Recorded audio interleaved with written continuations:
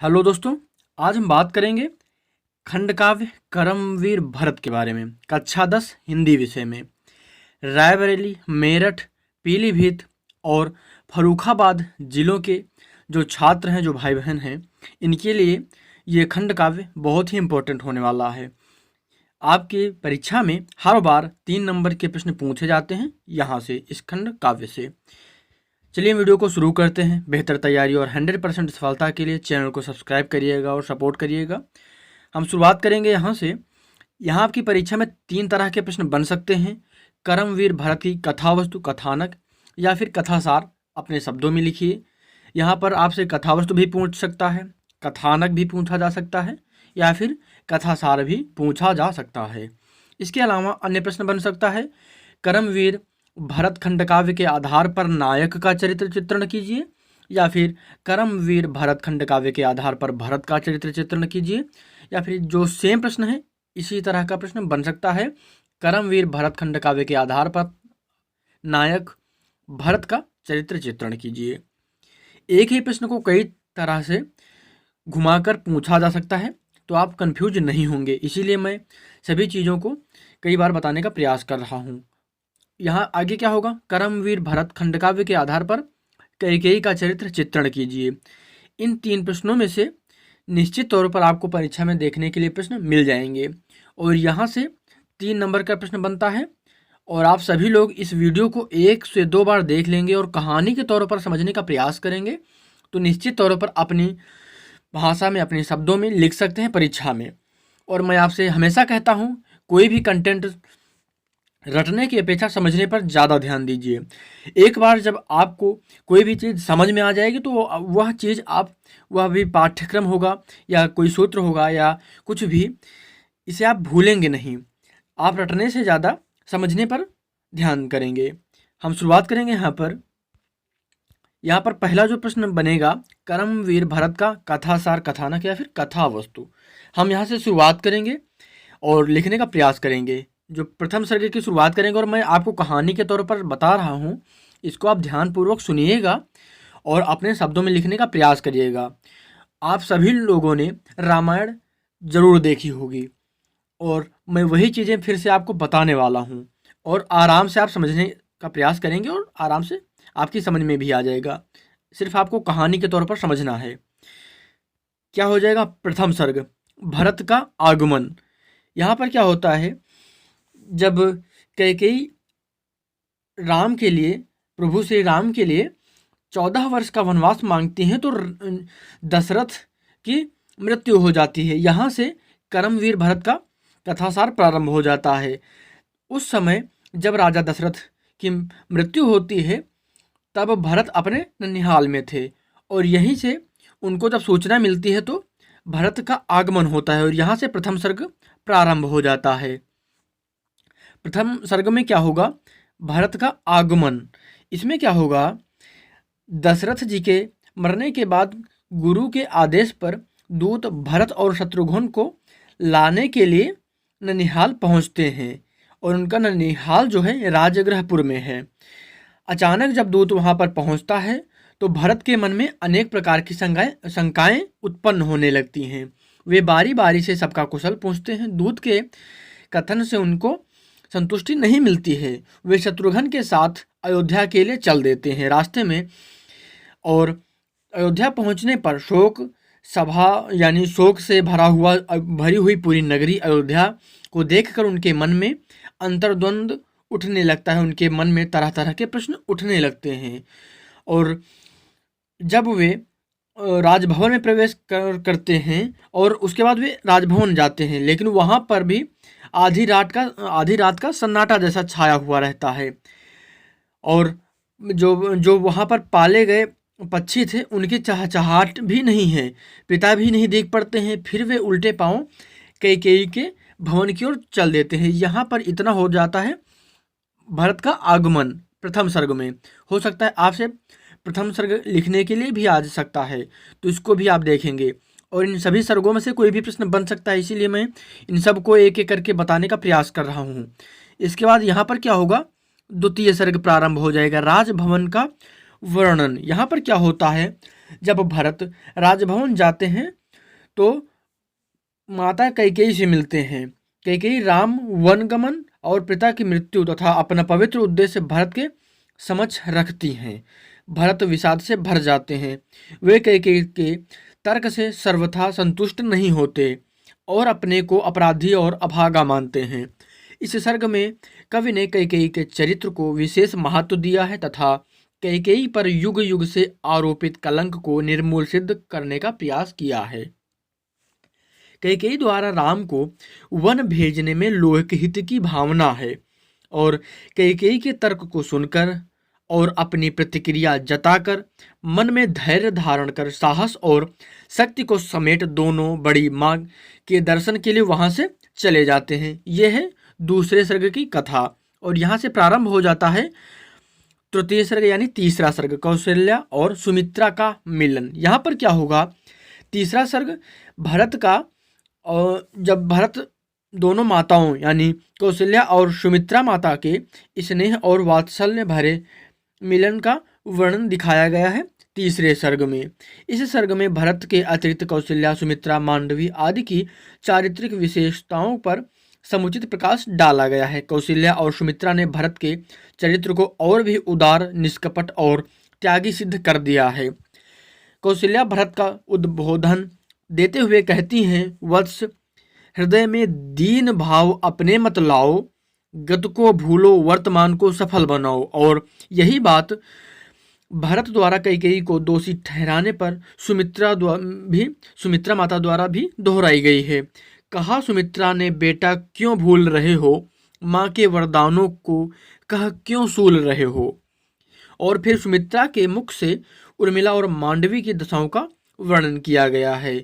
और इस सर्ग के अंत में दोनों पुत्रों को गले लगाकर गुरु वशिष्ठ के पास भावी कार्यक्रम निर्धारित करने के लिए भेज दिया जाता है सुमित्रा और कौशल्या के द्वारा। यहाँ से प्रारंभ होगा चतुर्थ सर्ग आदर्श कर्मवीर। चौथे सर्ग में भरत गुरु वशिष्ठ के यहाँ पहुँचते हैं, गुरु वशिष्ठ के पास जाते हैं। सभी सर्ग में सच्चे अर्थ में भरत की कर्मवीरता का निखार हुआ है। जब गुरु वशिष्ठ और मंत्री सुमंत उन्हें राज सिंहासन पर बैठने के लिए कहते हैं तो भरत राम को वन से लाने के लिए संकल्प करते हैं और आत्मविश्वास को व्यक्त करते हैं। भरत का विचार सभी को पसंद आता है। सभी लोग भरत के साथ राम को मनाने के लिए वन को जाते हैं। पहले तो भरत पैदल ही चलने को आगे आगे तैयार होते हैं। बाद में जब सभी माताएं भी उतर कर पैदल चलने को तैयार होती हैं तो उनके कष्ट और आग्रह का विचार करके वे रथ पर सवार हो जाते हैं। यहाँ हो जाएगा ये चौथा सर्ग। उसके बाद यहाँ पर क्या होगा, पांचवा सर्ग यानी पंचम सर्ग भरत का वन गमन। इसमें क्या होता है, इस सर्ग में यानी पंचवें सर्ग में भरत के अयोध्या से प्रस्थान कर चित्रकूट तक पहुंचने की कथा का वर्णन है। यानी जो भरत जी अयोध्या से जाते हैं चित्रकूट, तो इसका वर्णन किया गया है पांचवें सर्ग में। इसके अंतर्गत निषाद राज की भक्ति तथा उनकी सेवा भावना का सुंदर चित्रण मिलेगा। इसमें भरत की भातृ भक्ति और भाव विह्वलता का विशद वर्णन भी इस सर्ग में आपको देखने के लिए मिलेगा। श्रृंगेरपुर पहुंचने से पहले तो निषाद राज भरत को राम का विपक्षी मानकर उनका विरोध करने की सोचता है। फिर भरत के स्वभाव तथा गुरु वशिष्ठ आदि गुरुजनों को देखकर उनके विचार बदल जाते हैं और वह उनका स्वागत करता है। वहां से भरत सभी को साथ लेकर प्रयागराज में भारद्वाज ऋषि के आश्रम में पहुंचते हैं और उनका दर्शन करते हैं। भारद्वाज ऋषि से आज्ञा लेकर पुनः राम के दर्शन के लिए तुरंत वहां से चित्रकूट के लिए निकल पड़ते हैं।